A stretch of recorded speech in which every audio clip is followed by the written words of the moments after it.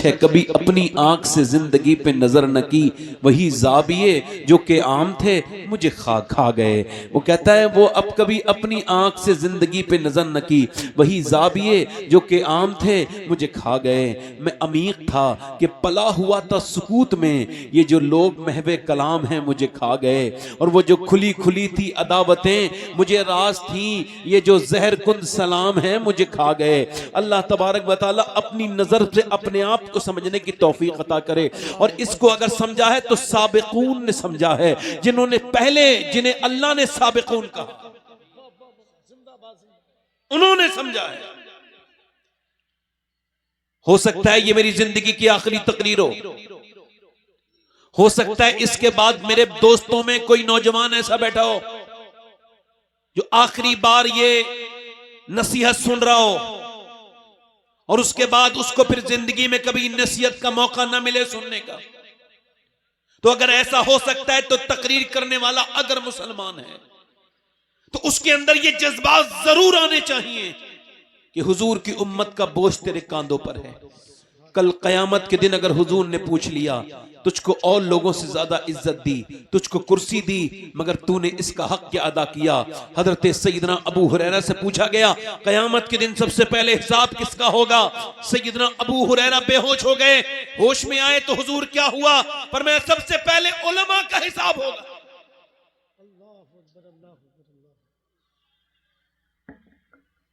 सबसे पहले मशाइख का हिसाब होगा। हम सबके हिसाब होने वाले हैं। हमको किसने कह दिया?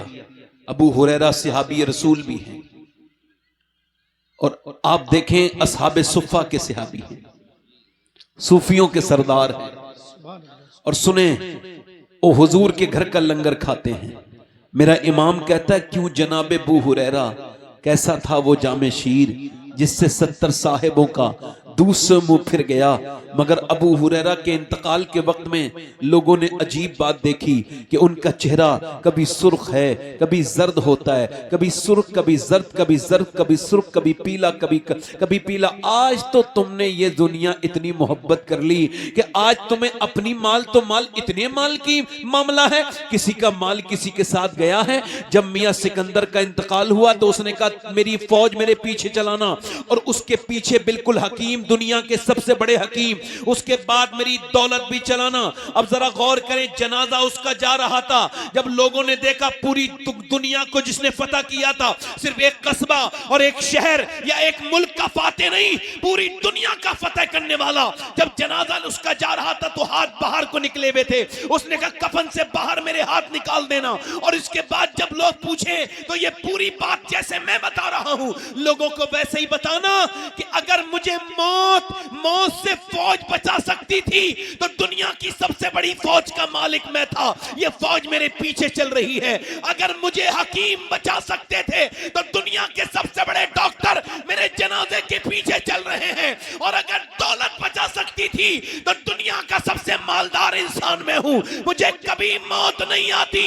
मेरे दोनों हाथ खाली हैं, न सिर्फ खाली हैं बल्कि उसकी रहमत के भी सवाली हैं। और दुनिया को यह बता रहे हैं कि मौत आकर के रहेगी। मौला कायनात मौला अली नहजुल बलागा के एक खुतबे में इरशाद फरमाते हैं अगर तू मौत को याद करेगा सुन तब भी तू मरेगा, और अगर नहीं याद करेगा फिर भी मरेगा। मगर अगर नहीं याद करेगा तो मौत अनजान बन के आएगी, और अनजान चीज बड़ी तकलीफ देती है। और अगर याद करेगा तो मौत से तेरा तारुफ हो जाएगा। नहीं समझे बात को आप? देखो मैंने जल्दी से तकरीर करनी है, मुझे खुद भी प्रेशर है एक वक्त का। अब बड़े ध्यान से आपको सुनना है। आप मुझे बताइए, ये बताइए, एक आदमी से मेरी मुलाकात हुई अभी, इधर देखें हैदराबाद में। आज हमारे मामलात क्या हैं, ये भी कमा लें, वो भी कमा लें, ये भी ले लें, वो भी ले लें। फौजी साहब कहां जा रहे हैं? तवज्जो है नहीं मेरी तरफ, देखें, ये भी ले लें। आज देखे नहीं, वो आदमी हैदराबाद का मालदार आदमी, करोड़ों रुपया उसके पास, किसी ने कहा मुलाकात करना चाहता है। मैं कहा ठीक है लेके आए। जब लेके आए तो उसका जो जबान है ना, जबान पे उसकी एक छाला पड़ गया था, गुटखा खाता था। गुटका, मैंने गुटके के लोगों को कैसी दर्दनाक मौत से मरते देखा है, मैं आपको बयान नहीं कर सकता हूं। नौजवानों, ये जो गुटका खाने वाले हैं, एक दो गुटका खाने से नहीं, 15-20 साल के बाद फिर जब हालात बदलते हैं, डॉक्टर से कहता है मैं गुटका छोड़ दूंगा, डॉक्टर कहता है अब क्या छोड़ेगा, अब तो दुनिया छोड़ने का वक्त है, अब क्या छोड़ेगा, ये मुंह छोटा सा हो जाता है। मेरे नबी पाक की सुन्नत क्या है? हुजूर मिसवाक सोने से पहले करते हैं, उठने के बाद पहला काम क्या करते हैं? मिसवाक करते हैं। अम्मा आयशा फरमाती है हुजूर का विसाल होने वाला है, मैंने अर्ज की हुजूर किसी चीज की तबीयत? फरमाया मेरा मिसवाक। तो मिसवाक की जो डंडी थी ना, उसकी जो लकड़ी थी वो थोड़ी सख्त थी, फरमाती मैंने अपने दांतों से चबाई और हुजूर को पेश की। आखिरी काम मेरे नबी ने मुंह को साफ करने का किया, सरकार का मुंह भी साफ, सरकार दो आलम का थूक, सारी दवाई, सारे मर्जों का इलाज है, मगर हुजूर ने अपना मुंह साफ करके दुनिया को यह पैगाम दिया, सबक दिया कि मेरा उम्मती अपने मुंह को साफ रखेगा। जिसके लिए अल्लाह ने इलायची बनाई हो, जिसके लिए अल्लाह ने बादाम पैदा की हो, वो मुसलमान अगर खाए ये गुटके जैसी सड़ी हुई चीज, मैं तो इन करोड़पति एक्टरों को देखता हूं, ये कितने करीब हैं, कैसे पैसे के लालची हैं, ये फलाने खान, ये फला खान, ये फला खान, कि ये लोगों के ये ऐड करते हैं गुटके का, करोड़ रुपए के लिए लोगों की जानों से खेल रहे हैं। अरे लानत हो तुम्हारी दौलत पर कि तुम्हारी वजह से लोग गुटके की तरफ बढ़ रहे हैं, तुम गुटके का प्रचार कर रहे हो। वो हीरो तुम्हारा हो ही नहीं सकता जो तुम्हें गंदी रास्ते पे लेके जाए। हीरो तो तुम्हारा वो बरेली का आला हजरत है, बरेली के वो मेरे आला हजरत हैं, जिन्होंने इस कौम के हीरो भी हैं, इस कौम के मुक्तदा भी हैं, इस कौम के पेशवा भी हैं। ये क्या जिंदगी है कि उसका जरा देखें आप दांत उसमें। अब उसको जब डॉक्टर ने चेक किया तो कहा अब आप बचोगे नहीं, ये आखिरी फेज पर, आखिरी वक्त पर तुम्हारी जिंदगी चल रही है। करोड़ों का रुपए वाला कोई काम का नहीं रहा, रो रहा है, बच्चे रो रहे हैं, किसी को कैंसर का मरज पता चले ना पहले ही मर जाता है। कैंसर के मरीजों को देखो कैसे मायूस होते हैं जिंदगियों से। अस्पतालों में जाके चेक करो, अपनी बीमारी से पहले बीमारों को देख के इबरत हासिल करो। अस्पतालों में जाके देखो, किसी के गुर्दे खराब हो गए, मौत की चारपाई पे लेटा, मौत का इंतजार कर रहा है। अल्लाहु अकबर। आज क्या मामला है? इसकी जमीन इधर से इतनी ले लूं, इसकी जमीन इधर से इतनी ले लूं, ये जमीन मेरी और तेरी जमीन कितनी है? सिर्फ हल्की सी 2.5 फीट 5 फीट, ये तेरी जमीन है, छोटी सी जमीन है। जमीनों के लिए झगड़ा करने वालों, भाई भाई के दुश्मन बनने वालों और अपने एक दूसरे का माल मारने वालों, गसब करने वालों, गासिब लोगों के लिए बयान कर रहा हूं। मेरे भाई मर जाएगा, ये दौलत दुनिया में छोड़ के जाएगा, मगर इसका एक एक इंच का हिसाब तुझको देना है, हुकूकुल इबाद में शामिल है। तेरी जमीन है। नहीं नहीं नहीं, आज झगड़े कर रहे हैं। मूसा अलैहिस्सलाम के जमाने में झगड़ा हो गया, एक आदमी कह रहा है ये मेरी जमीन है, एक कह रहा है नहीं ये मेरी जमीन है, और वो जो झूठा है उसके पास सच्चे से ज्यादा दलीलें हैं। अब क्या फैसला कैसा हो? लोगों ने कहा हजरत मूसा के पास जाओ। हजरत मूसा से अर्ज की हुजूर फैसला करें। ये कहता है मेरी जमीन है, ये कहता है मेरी जमीन है, ये जमीन किसकी है? मूसा अलैहिस्सलाम बोले ये इन दोनों में से एक झूठ बोल रहा है, वो अब भी झूठ बोलेगा। मैं इन दोनों में से पूछता ही नहीं, मैं तो जमीन से ही पूछ लेता हूं कि आखिर तू किसकी मिल्कियत है, आखिर तू है किसकी? मूसा अलैहिस्सलाम का इख्तियार। आपने फरमाया जमीन है, टुकड़े जमीन के, तेरी वजह से दो लोग आपस में एक दूसरे के दुश्मन बन गए, बता तू किसकी है? आवाज आई ऐसी, जितने थे बेहोश होके गिर गए। मालूम है क्या आवाज थी? आवाज ये थी, मूसा इन दोनों में से किसी की नहीं हूं मैं, ये दोनों मेरे हैं। इन जैसे न जाने कितने मेरे पेट में हैं और ये भी आ जाएंगे, इनको भी नहीं छोड़ेगी मौत, ये सब मेरे अंदर आ जाएंगे, मैं इन सब को खा जाऊंगी, ये मुझे नहीं छोड़ेंगे। कितनों की नाक और मुंह में कीड़े चल गए।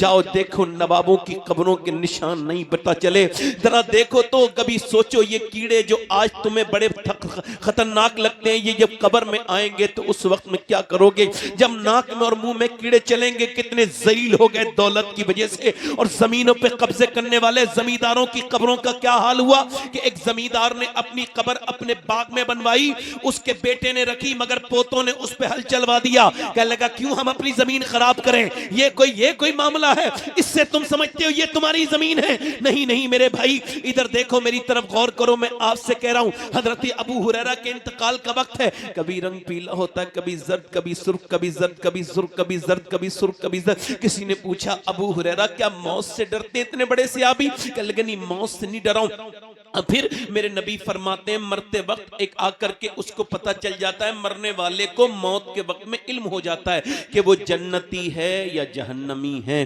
तो मैं अपने रब से ये कह रहा हूं, मालिक अबू हुरैरा ने अपनी जिंदगी में बड़े गुनाह किए हैं, मौत का वक्त है, अगर इस वक्त तूने अबू हुरैरा को न बख्शा तो अबू हुरैरा बर्बाद हो जाएगा, अबू हुरैरा बर्बाद हो जाएगा। कहां है वो आर्टिफिशियल पीर, कहां गए वो ताजिर पीर जिन्होंने अपनी जन्नतें बांटना शुरू कर दी 10, 20, 50 रुपए में।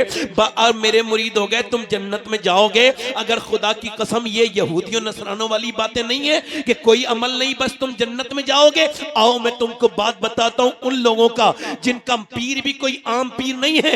ऐसे मुरीद की बात बताता हूं खुदा की कसम कि दुनिया में ना तो ऐसा कोई मुरीद है और उसके पीर की तरह न कोई दूसरा पीर है। उस मुरीद का नाम अबू बकर सिद्दीक है, उस पीर का नाम मोहम्मद अरबी है। जिंदाबाद जिंदाबाद जिंदाबाद। इंतकाल का वक्त है सैयदना अबू बकर सिद्दीक का। कह रहे हैं मेरे यही से वाले कपड़े जो है ना धोना और इन्हीं कपड़ों में मुझको दफन करना, मेरे लिए नया कफन, थोड़ा दौड़ करना, नया कफन तैयार न करना। कहा क्यों अमीरुल मोमिनीन? कहने लगे नया कपड़ा जिंदा आदमी पे जेब देता है, मरने के बाद नया कपड़ा जेब नहीं देता। अबू बकर के ये जो कपड़े हैं ना, इसी में इसको दफन कर देना। चिड़िया को देखते हैं एक डाली से दूसरी डाली पर जाती है और अमीरुल मोमिनीन रोने लगते हैं, सैयदना अबू बकर सिद्दीक आपके कदमों पे मेरे माँ बाप कुर्बान हो जाएं। मालूम क्या कहते हैं, चिड़िया कितनी अच्छी है, जहां चाहती है वहां चली जाती है। अबू बकर का हिसाब होगा। अबू बकर कयामत के दिन क्या करेगा? कयामत की बातों को सुनते सुनते रोते हैं। आओ मैं आप बताता हूं, किसी छोटे मोटे प्रधान की बात नहीं बता रहा हूं, किसी विधायक की, एमपी एमएलए की नहीं, मैं उसकी बात बता रहा हूं जो आधी दुनिया का बादशाह है, आधी दुनिया का। और उसकी बात बताता हूं, मेरे नबी ने फरमाया कि अल्लाह तबारक व तआला मेरे सहाबा पे फक्र फरमा रहा है। हज, आखिरी हज के मौके पे फरमाया, और वो भी कहां पे? अरफात के मैदान में। फरमाया अल्लाह मेरे सहाबा पे फक्र फरमा रहा है, बिलखुसूस मेरे उमर पे फक्र फरमाता है, मेरे उमर पे फक्र फरमाता है। उमर कौन? मेरे नबी का वो गुलाम जिसकी आंखों में 2 आंसू हो गए थे, आंसू रोने से 2 निशान बन गए थे चेहरे पर जिससे आंसू निकलते थे। इतना रोते थे खौफे खुदा से। आप क्यों नहीं रोते? आपका दिल क्यों नहीं, आपका दिल इतना सख्त कैसे हो गया? जरा गौर तो करें आप। एक मर्तबा आपने एक आदमी रखा कि तू मुझे रोज याद दिलाना, मुझे मरना है, मगर एक दिन फरमाया आज के बाद याद दिलाने ना आना, मुझे मरना है। क्योंकि जैसे ही वो कहता था उमर तुझे मरना है, उमर रोने लगते थे। उस दिन कहा आज के बाद ना आना, का कोई गलती हो गई? कहा नहीं नहीं, मेरी दाढ़ी का एक बाल सफेद हो गया है, ये मुझे बताता रहेगा कि उमर को मरना है। अल्लाह अकबर, मौत कितनी जरूरी चीज, याद करना। जरा गौर तो करें, हजरत उमर फारूक आजम, जरा शान तो अंदाजा करें। उमर वो इंसान है कि उसकी किसी की शहादत की गवाही बद्र का मैदान देगा, किसी की शहादत की गवाही हुनैन का मैदान देगा, किसी की शहादत की गवाही करबला का मैदान देगा, मगर मेरा उमर वो है जिसकी शहादत की गवाही मेरे नबी का मुसल्ला देगा, मेरे नबी की मस्जिद का कोना कोना देगा। उमर के जब मारा गया है चाकू, और जब पेट में से जब आपने दूध पिया तो आंतों के जरिए निकल गया दूध, आपने अपने बेटे से कहा मेरा वक्त करीब आ गया, मेरा सर जमीन पे रख दे। अब्दुल्ला ने नहीं रखा, ओ अब्दुल्ला मेरा सर जमीन पे रख दे, नहीं रखा। अब्दुल्ला सर जमीन पे रख दे। कौन कह रहा है? वो कह रहा है जिसने आधी जमीन को दुनिया की इस्लामी हुकूमत में शामिल किया था, जिसके शान का हाल ये है, अल्लाह अकबर, वो उमर जिधर गुजरे शैतान रास्ता बदल दे। वो क्या आजी फरमा रहे, कहते मेरा सर जमीन पे रख दे। सर जमीन पे रखा ना, उमर ने अपनी नाक रगड़नी शुरू कर दी जमीन पे। और मालूम है क्या कहते थे? अमीरुल मोमिनीन कहते थे, अल्लाह, उमर को लोग कहते हैं उमर बादशाह है, ये है वो है, इतनी जमीन का बादशाह है, मगर उमर तो तेरी बारगाह का मोहताज है। मौला मौत का वक्त है, उमर की सांसें ढीली हो रही हैं। मेरे मालिक मैं गुनहगार हूं, अगर मैं आज मेरी मौत आने वाली है, मालिक अगर तूने आज उमर को ना बख्शा तो उमर हलाक हो जाएगा। अल्लाह तू उमर को बख्श दे, उमर को बख्श दे। ये कह के हजरत उमर जब रोए तो हजरत अली ने आकर के उनके सर पे हाथ फेर के कहा, यार अमीरुल मोमिनीन क्यों रोते हो? उमर इतना, मैंने नबी से सुना है तुम्हारा महल जन्नत में सुर्ख रंग का है, तुम क्यों रोते हो? हजरत उमर फारूक आजम कह लगे, आप गवाही दोगे अली? कहा मैं भी गवाही दूंगा, मेरा ये बेटा हसन भी गवाही देगा कि तेरा महल जन्नत में है। उमर न रो, उमर न रो, तूने इस्लाम को बहुत बुलंदी तक पहुंचाया है। उमर न रो, आज मेरी आंखों में आंसू क्यों नहीं है? मैं क्यों नहीं डरता? ये जिंदगी क्या मोबाइल के लिए थी? नहीं नहीं मेरे दोस्त, नहीं नहीं मेरे भाई। आज लंबी लंबी मोबाइलों में तस्वीरें देख करके, घंटों घंटों मोबाइलों को देख करके, क्या कितनी मौतें और होंगी जो मैं बदलूंगा? कितनी मौतें और होंगी जो मेरी जिंदगी में तब्दीली आएगी?